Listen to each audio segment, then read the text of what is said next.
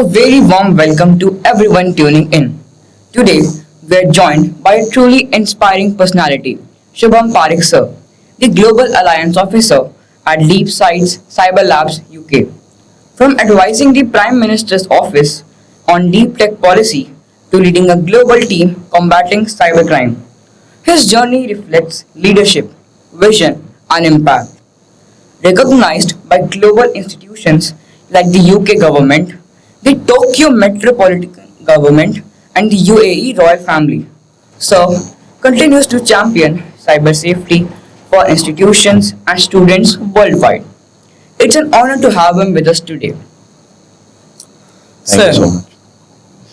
sir, after reading about your journey, from working with the Chief Minister's office and training police officers to leading an international cyber intelligence team, we are really curious what was that one turning point or moment that made you realize that yes, cybersecurity is where you belong?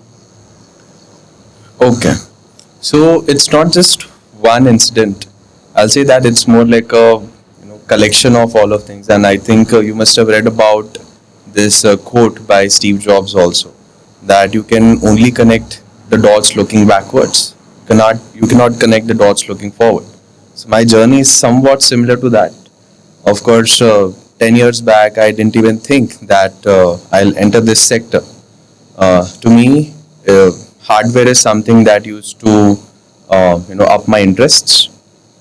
After working in Blue Star for a year, I realized that coding is something that anyone can do, and that's where I thought, why not specifically focus towards the impact part, and that's where I found out about the CM's office.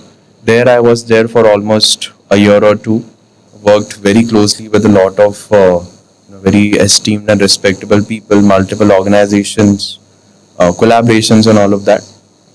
I realized that what is possible when public and government come together to create something meaningful, to create something impactful. So impact was something that I was craving, and this revelation sort of started during COVID.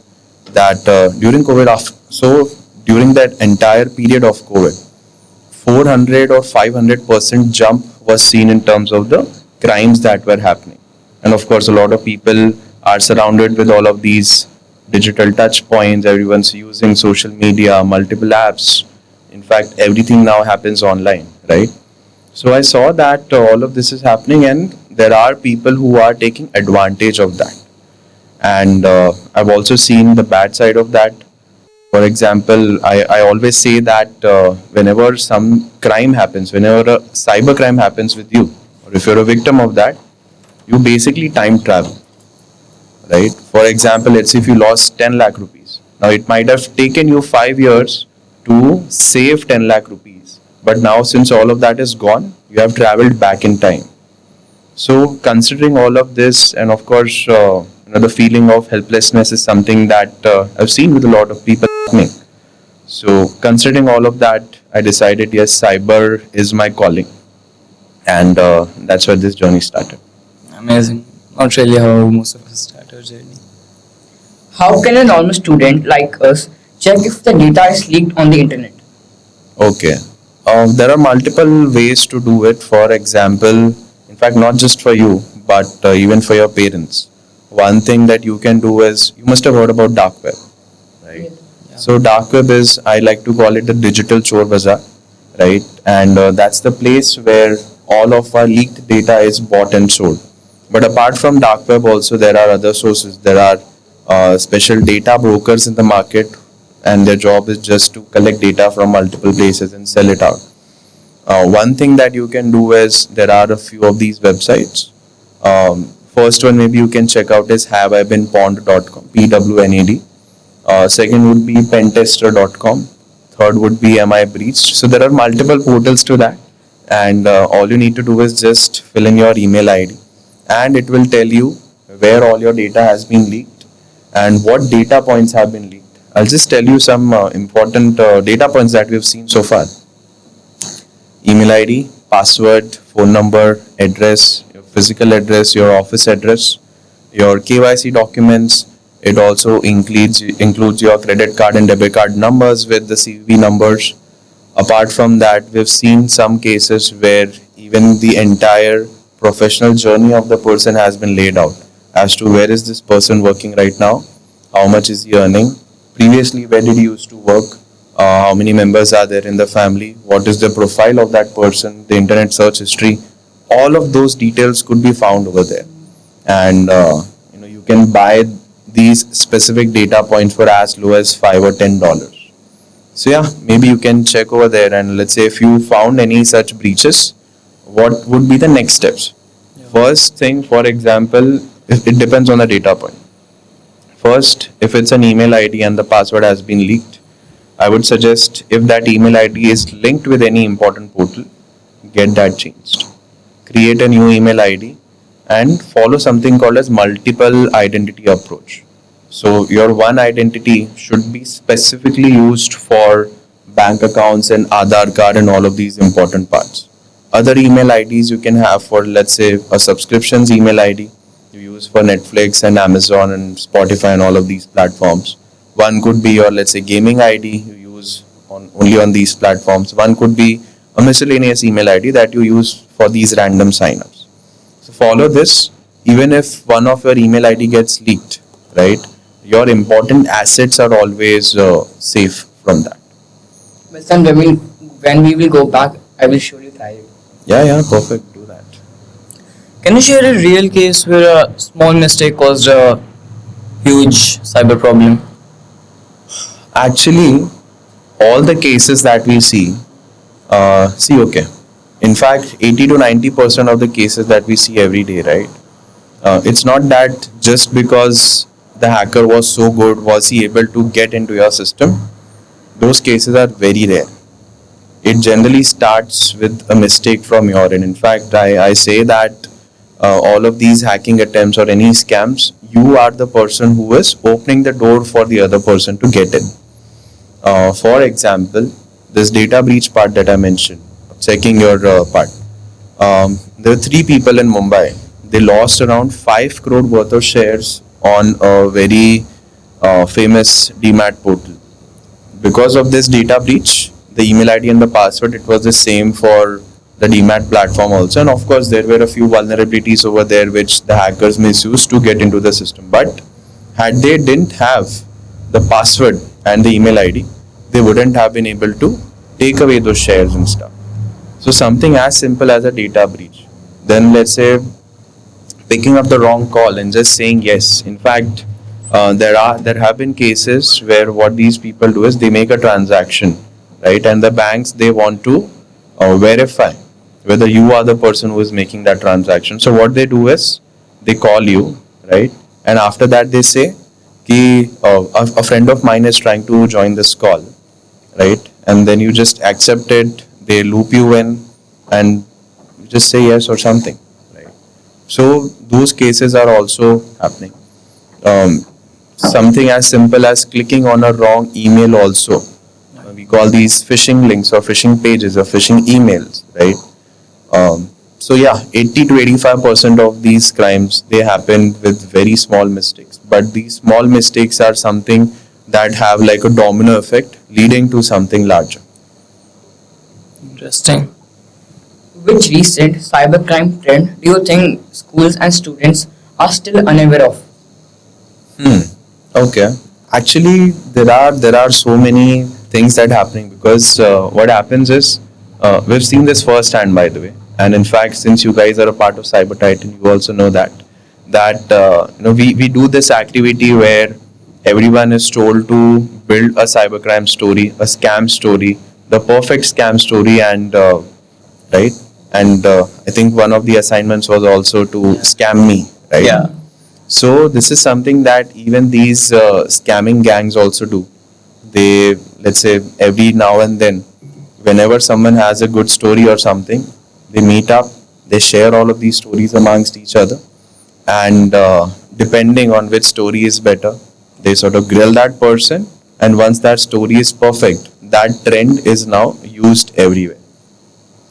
Recent one, I can say, the most recent one is where students' parents are getting calls right? What they do is first they speak with the student, they clone their voices, and for that they just need a 15 to 30 seconds of voice sample. That is something that you can find anywhere. Even if someone random calls you, you tend to speak more than 30 seconds with them, right? So they take that voice sample, they clone your voice, and using your voice, they speak with the parents saying, "Ki mom or dad, I am in trouble. Please get me out of here." And let's say there could be a demand of money or something. So that's a trend that we've seen that it's happening a lot, especially in UP circles. And state to state, of course, these trends sort of change. So this is happening in UP. In Mumbai and Maharashtra, there are other trends that are following. So yeah, it keeps on changing. Something similar happened to me too. Yeah, so that's what I'm talking about. Meaning there are more than one trend in a country. Yeah, see, actually, when we say trend, of course, see, one is at the end, what do these people want? They want to take away your money, or they want to take away some important data that could be used to get money. In fact, if I stack the cybercrime industry against world economies, it would be the third largest country after US and China. Cybercrime industry, or the sort of damages that have come out of this industry, third largest in the world. It's around $10.5 trillion in the next year. So yeah, it's huge. In general cases, what weak points do the hackers target? Sorry. In general cases, what weak points do the hackers target? First, I would say that, of course, when it comes to security, we rely a lot on our memory, and we know that we can't trust our memory. That's where we tend to have, let's say, weaker passwords. Plus, humans, they tend to trust people very easily, right? We don't see any red flags, or even if we see those red flags, we don't stop ourselves. And that is where we tend to give out a lot more information that is required. So, for example, you play a lot of games, you download a lot of apps from Play Stores also. What if I tell you that every application that you have in your phone, it has the power to behave like a spyware? In fact, I've shown you guys as well, right? Where even if the phone screen is off, the backend or the dashboard of that app can see what's happening in front of your camera. It can listen to all those conversations, right? So security, it's not something that everyone follows in the day-to-day lives. It's something that people listen to today and then tomorrow they forget. In fact, I'm pretty sure the ones who are listening to this podcast also, if you don't follow what we are talking today, and if you forget all of that, so then it makes no sense to sort of keep on talking about this topic. People only realize that they should be taking the right steps only after something bad happens with them. So take action, and of course these people know that we don't take action. So that's the weakest point these people target. So if we say metaverse, so what's your simplest explanation of what it actually is, and is it safe for school students like us to explore it? Okay, I'll take that question into two parts. One, in general, what is metaverse? So I would say that metaverse is like digital universe, I can say, right? It doesn't exist in the physical world, it only exists in the digital world. You must have heard of cryptocurrencies also, Yeah. right? Bitcoin and Ethereum and all of these other coins. So technically there is no hard proof of these currencies, but the reason why it has value is because people think it has value. For example, if I have this phone over here, I know that this phone, let's say if it was bought for 1.5 lakh rupees, now the current market cost is 60 or 70,000. If I sell it, I will get it. That's because it has some hardware to it. But if I have a Bitcoin or any other coins with me, right? People are realizing the value of it, but in the physical world it doesn't exist. Similarly, when it comes to metaverse also, everything just happens digitally. You must have seen a lot of these NFTs also that are coming into picture. In fact, there was a time when NFTs used to fetch a very high value in the market, but now people sort of realized what's NFT is nahi chahiye, right? They don't want it, or the value it was supposed to garner is not existing currently. So metaverse is sort of filled with all of these examples. Think of it as a digital world. Second, what I'll also say is I like to sort of relate metaverse with digital twins. It's a concept when it comes to cyber. Um, for example, let's say talking about the school itself, it's huge. There are so many people working over here, so many appliances, so many IoT devices, right? What if I say all of that could be digitized and all of that could sort of fit on a map of sorts? That's where the concept of digital twin comes in. So, for example, if you want to know how safe or secure the school is, you can do those tests on a digital twin of that school itself instead of running everything physically over there, right? So that's the concept of digital twins, and in fact, this is something that is now, right now, sort of one of the trends when it comes to the cyber industry, where people have made digital twins of huge airports, in fact, cities as well. In fact, Manchester in UK, it has largest digital twin of the entire city. Imagine every road, every signal, every sensor, every organization, all of that is sitting there inside a digital twin where people can sort of go and test. So yeah, and regarding the safety, see, I won't say that multiverse is not safe. Actually, wherever humans are, things won't be safe. Right? People have found out ways to do these crimes in the multiverse also. In fact, I remember this one case that I was just reading up, where people are making these digital cities, right? And you play Roblox or any of these games also, right? So think of it like a pro version of that. People have found out ways to scam other people in those areas also. So your security or your safety depends on you. How do you, tread these waters? That changed my perspective a little bit of internet. It's quite ironic to ask you, but have you ever been hacked or scammed yourself? Not yet actually. I haven't been hacked or scammed. There was one specific incident, but it was a very small, and I won't say that it was a scam of sorts. This was when I was just scrolling through Insta, and I found so there was an ad, and I found it was a astronaut lamp. Right, it's a bedside lamp. You connect to it, you power it on, and there are stars on the ceiling. The cost was just 150 rupees. So I knew, boss, ki, this sounds fishy. This looks fishy. I'm not gonna get what I'm gonna get, but still I was like, let's give it a shot. Anyways, it's a very small amount.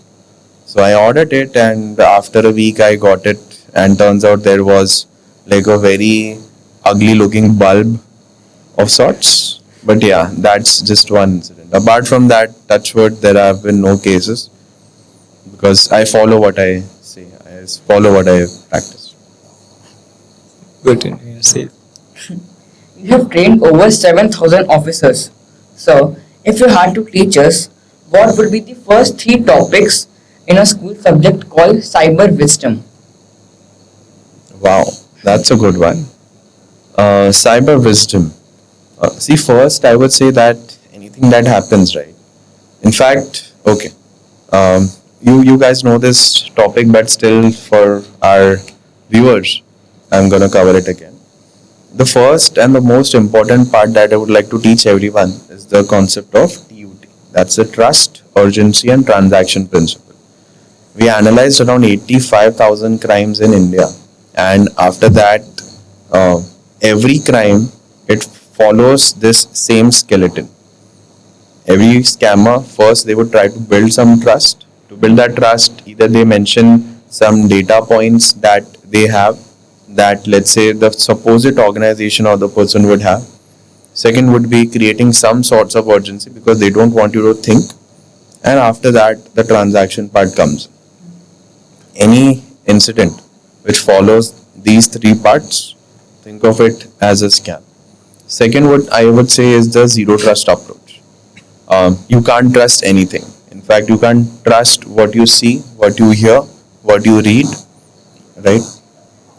For example, let's say you receive a video call, right? And that video call, the person's face is your friend's face. Can you trust that? No, because you know about deepfakes. All it takes is just one photo to clone his face. All it takes is 30 seconds to clone his voice. So I can be Virat and I could be calling you, right?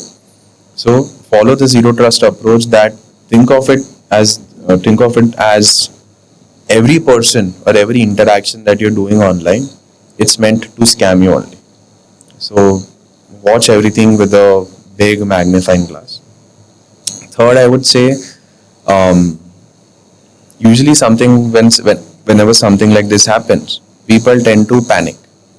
If you don't panic, you can think objectively, and if you think objectively, even if you are not a cyber investigator, you would be able to find out ways how to come out of this situation. Apart from that, I would also say that it's very important to keep on talking about these incidents. So, for example, let's say, see what happens is whenever some sort of, we spoke about trends, right? If that's a trend, it tends to happen with a lot of people, right? So, let's say if something happened today with Virat, he mentioned that even he got a call or his parents got a call, right? If he would have shared this story with all of his fellow mates, right? If tomorrow you get a call, you would know, of course, boss, something like this has been happening and this could be it, right? So the more you share, the more you talk about these topics, the better it gets for everyone, because then you are not just securing yourself, you are also securing every person around you. So yeah, if you want, I can sort of keep on going on for the next 3-4 hours, but I think, yeah. Well, sir, I would love to study this subject, but not as a session, but as a subject in school. Wow, that's something that's gonna happen very soon. In fact, we have had a few high-stake meetings. I mentioned that we work with the PMSTR committee also, right? So we've had a bunch of meetings with a few high stakes, and possibly, of course, NEP mentions a few things around the digital parts or the IT industry, teaching students the what happens in the digital age. But cyber as a subject, that is something that is the need of the hour, because you guys are the future, and to secure our future, we need to start working from today. Amazing. I think he's gonna cry. Okay. What was the biggest case in your perspective that you have solved, and how has your journey come to what you are today? Okay. So regarding how I came to this, I would say this position or the point in my life, of course, that has been like a collection of everything that I've done. No, I meant what cases have you solved? Yeah. in that So space? regarding that, I'll mention 2 or 3 super interesting cases, but I'll keep it short. First one, of course, I mentioned the DMAT platform account, right? 3 people lost 5 crore worth of shares. Second was, so I can't reveal the exact names over here because these are sort of, you understand. Yeah. But we were sort of tracking a hacker gang, right? And this hacker gang is responsible for hacking more than 20 plus countries. In fact, when I just talk about India, the kind of data that they had, it includes confidential communications from, let's say, Prime Minister's office. It includes defense plans. It includes nuclear power plant designs. It includes the locations of all the cell towers and a lot of data of Indians. This I'm just talking about India. When it comes to UK, Singapore, Japan, and a lot of other countries, they had a lot of data, and all of that was just they posted a snippet of that on the dark web. So that's where we sort of started tracking them. We collected a lot of information about them. A lot of intel was gathered, and we call it threat intel, right? So all of that was gathered, and those reports were shared with all of these governments. So I would say that has been one of the most interesting part, and Third, I would like to highlight a case where, so you know stock markets, right? Yeah. Let's say if you know that tomorrow this company is going to get a big tender. If you put in money today and you know that tomorrow such news is going to come, you might make 20%, 30%, or even 100%, right? So let's say if you tend to make 100%, if you put in 1,000 rupees today, tomorrow you will get 2,000. But if you put 1 lakh, tomorrow you might get 2 lakhs. So this information is very important and very sensitive, right? So there are people who are just looking out for these kinds of news or some internal communications from, let's say, large corporations and even the regulatory bodies. So one of the officers had reached out. He mentioned that, Shubham, I think I have been bugged, right? I think some sensitive information is getting leaked out of my office. So yeah, we reached his office. We did something called as counter surveillance, where, think of it this way, that we find audio bugs, video bugs, and advanced kind of bugs that may not be even visible to the human eye by using the mechanisms that we have devised. We found a bunch of them. A tissue paper box had an audio bug. The flower pot had something. The AC vents had something. But still, information was getting leaked out. How was that happening? That's when we tested his phone for spyware, and we found one. In fact, the hackers, what they did was they did a very smart thing. The spyware was embedded into an application that is used for spiritual purposes, right? So they knew, they read this person, that this person is not gonna uninstall this application because he is very dharmic. So once we found out about it, we told him, he immediately did all the sanitization of the digital sanitization of the phone. And in fact, we also made him change the phone. And that's when we thought, this problem is big and we need to create something bigger. That's where we sort of started building a hardware that sort of finds all of these types of problems from your own devices. So multiple stories. In fact, I'll just say one thing. Over the last 3 years of my life, every day, every week, every year has been like a very awesome Netflix episode, I can say, because no day is same tomorrow. Every day there's something. Yeah.